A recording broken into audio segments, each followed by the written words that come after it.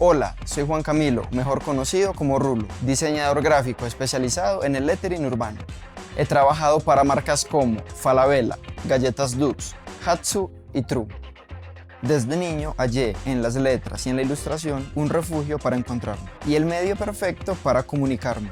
El diseño me ha enseñado a vivir. Al trabajar con el lettering tenemos la libertad de acomodar cada letra a nuestro antojo. Cada trazo es un nuevo reto que desafía la creatividad.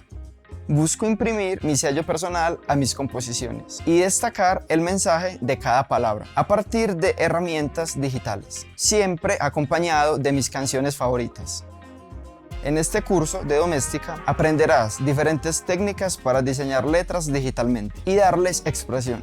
Como proyecto final diseñarás 3 pósters que tengan el lettering como protagonista. Primero abordaremos el lettering y su diferencia respecto a la tipografía y a la caligrafía, así como la relación con el diseño en la música y algunas portadas. Analizaremos el brief de un cliente y buscaremos soluciones gráficas. Definiremos un concepto para cada póster apoyándonos visualmente en un moodboard y haremos sus bocetos.